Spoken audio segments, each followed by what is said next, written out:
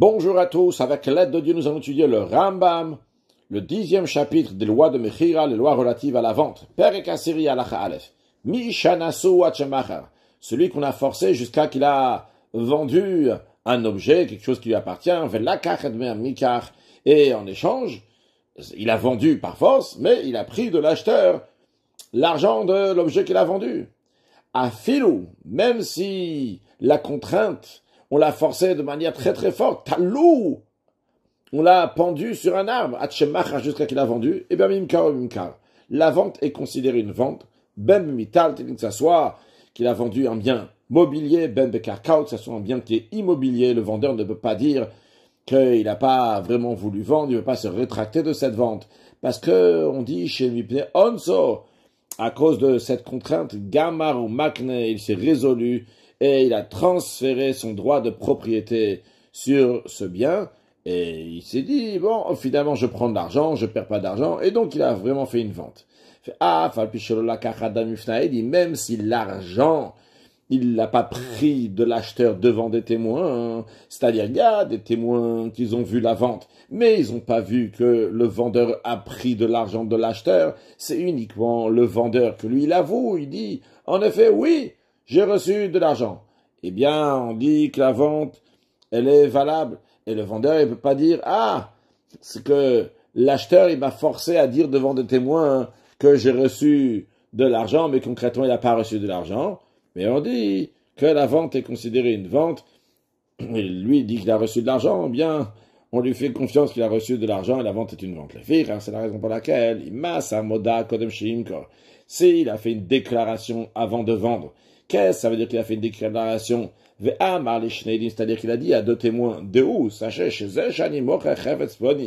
le fait que je suis en train de vendre tel objet au Sade Ploni ou tel champ de Ploni à telle et telle personne, parce que je suis contraint.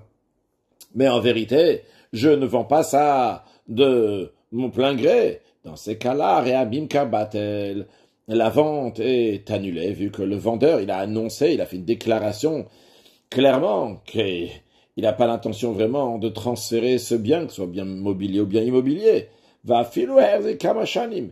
Et même si cet acheteur, il a fait la chazaka pendant plusieurs années, c'est-à-dire que par exemple, il avait ce champ-là pendant 3 ans après. Motsi notamiyado, on va le sortir de ses mains, de sa propriété au marzir et tadamim. Et évidemment, le vendeur va devoir rendre l'argent que l'acheteur lui avait donné lorsqu'il lui avait acheté en le faisant en force, en le forçant à vendre. Halachabet. Par contre, c'est important que les témoins doivent savoir qu'en effet, il y avait une contrainte pour laquelle il a dû mettre ça à la vente. Et pas seulement ça, pas juste que dans le passé, les témoins doivent savoir qu'avant la vente, il y avait une contrainte, mais les témoins doivent savoir aussi qu'au moment de la vente, qu'il est toujours encore contraint au moment même de la vente. Et ils doivent être tellement sûrs, pas juste compter sur sa bouche.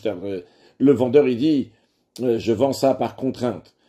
Mais et c'est tellement important à tel point que toute déclaration, chez Nkatouba, donc la déclaration, c'est pas juste une déclaration orale, c'est une déclaration qui est sur un papier dans lequel il y a des témoins quand je dis un papier, c'est un document sur lequel il y a des témoins qui témoignent, il dit que tel et tel a déclaré qu'il vendait ça parce qu'il n'avait pas le choix. Mais justement, sur cette déclaration-là, si chez Nkatouba, s'il n'y a pas écrit Ve'anu Aidim Yadanu chez Plonizé Anusaya, nous les témoins, on savait que tel et tel était contraint, s'il n'y a pas écrit ça, Inamoda, ce n'est pas une déclaration valable, parce que c'est possible que les témoins, ils ont compté juste sur le vendeur dit, hey, je vais vendre, mais je suis contraint, mais en vérité, ce n'était pas le cas. Il faut que les témoins, ils soient sûrs. Dans quel cas ça s'applique que les témoins doivent écrire dans la déclaration clairement qu'ils savent que le vendeur était contraint, c'est ben mocher, s'il est en train de vendre. C'est pchara, bien dans un cas où il fait un compromis. Quand on dit faire un compromis, imaginons que Rouven il dit Shimon il me doit 100 euros, Shimon il ne doit rien du tout. Entre eux, ils vont dire bon, tu sais quoi, on va faire un compromis. Shimon lui a donné 50 euros et après Rouven il arrête de lui casser la tête. Alors nous on est en train de parler ici d'un cas lorsque un des côtés il dit que l'autre il a obligé à faire ce compromis-là, mais il n'est pas satisfait de ce compromis-là. Donc dans un tel cas, celui qui vend ou bien qui fait un compromis, eh bien là, les témoins doivent être sûrs et certains que quand il fait cette déclaration, il dit que cette vente-là, il ne la fait pas de son propre gré, il fait contre son gré, de même donc ce compromis, il le fait contre son gré, il faut que les témoins ils soient sûrs et certains qu'en effet, il était contraint. Aval b'matana ou b'mchila, mais si il s'agit que Rouven donne un cadeau à Shimon ou bien qui renonce une dette que Shimon lui doit, imasa moda kodem matana. Si Rouven, avant de donner le cadeau à Shimon, ou bien avant de faire une remise sur, de remettre cette dette, d'annuler cette dette, il a fait une moda, une déclaration devant des témoins, il a dit qu'en vérité, il veut pas donner ce cadeau, il veut pas annuler cette dette. Aval pichenu anus, même si il dit pas, je suis contraint et c'est la raison pour laquelle que je le fais. Malgré ça, le cadeau est annulé. Pourquoi? Tout ce qui nous intéresse dans le cadeau, c'est l'intention manifeste du donateur. Que s'il ne veut pas transmettre ce cadeau-là, de tout cœur, le kana, mais kabel matana, celui qui a reçu ce cadeau n'a pas fait acquisition, même si le donateur n'était pas forcé ou contraint. C'est la raison pour laquelle que les témoins, ils n'ont pas besoin de savoir qu'en effet il y avait un cas de force majeure. Parce que même si le vendeur, le donneur, le donateur, c'est un menteur, et il n'y a aucune contrainte, malgré ça, donc le cadeau est annulé. Et de même en ce qui concerne donc, le deuxième exemple que le Rambam donne, parce qu'il dit Matana ou Mechila, Matana c'est le cadeau, Mechila c'est quand il annule la dette. Le Rambam dit c'est la même chose, parce que Mechila, Matanaï, le fait d'annuler une dette, c'est aussi un cadeau, donc c'est le même principe. Halakha Dalet. Echad ones et travero beshika ou tlawatchemach. Quand on parle d'un ones qui est contraint, ça peut être que il a contraint autrui par le fait qu'il a frappé ou bien qu'il a pendu sur un arbre, il n'a pas descendu à Tchemachar jusqu'à qu'il a dit ok je vends, il a vendu, au Shifrido Bedavar Chef Charlo, la Soto, ou bien il lui a fait peur avec quelque chose donc qui risque, qu'il est capable de le faire s'il va pas vendre. Il dit je vais te prendre ton argent, quelque chose comme ça, ben biyad goy, ben biyado. Donc c'est toi, soit que c'était donc qu'il a fait ça donc par des non-juifs, ou bien par un juif. Arze honnête, tout ça c'est considéré une contrainte. Mas be'echad. Il y a une fois, donc une personne, chez Sacha Pardes Bechaver Olaser Shalim, il a loué un verger d'autrui pour 10 ans. Maintenant, le bailleur, il n'avait pas de document. Le document, il était uniquement chez le loueur. Après que il a profité littéralement, il a mangé, il a joui de ce champ-là, donc des fruits de ce verger Shalim pendant 3 ans.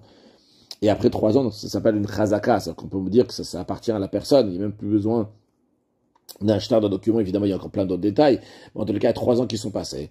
Et à Marlo, alors le loueur, il a dit au bailleur, il a dit, vends-moi ce verger-là, imlot im kerenuli, si tu vas pas me le vendre, je vais cacher l'acte de location, vu que toi tu l'as pas, il n'y a que moi qui l'a. Je suis déjà là 3 ans, je peux très bien dire que je l'ai déjà acheté il y a un moment. Les sages ils ont dit, chez honnête, et que ce qu'il est en train de lui faire maintenant, ce locataire, ce loueur, c'est un honnête, il est en train de contraindre au bailleur de vendre. Bien qu'il n'a pas donné des coups, il a juste fait peur qu'il allait perdre son argent, parce que je veux dire que ça m'appartient. Rien que quand il s'est basé, de même tout ce qui est similaire à ça. Alors maintenant, comment on fait pour savoir en effet que cette personne-là, il a été contraint? Alors Rav nous dit, le fira, ça la raison pour laquelle. Et c'est après que le locataire, il a dit au bailleur, si tu vas pas me le vendre, je vais cacher le document que je suis un locataire ici, je vais dire que ça m'appartient. Après cela, tva ou maskir bevedin. Le propriétaire, donc le bailleur, il lui a dit, au tribunal, il a dit, écoute, sors du champ. Et Shimon, en effet, il a dit, Vekafabo, il a nié. Vetan, il a dit, Shapar Dachel, il a dit, jamais de la vie, pourquoi je vais partir? Ça m'appartient.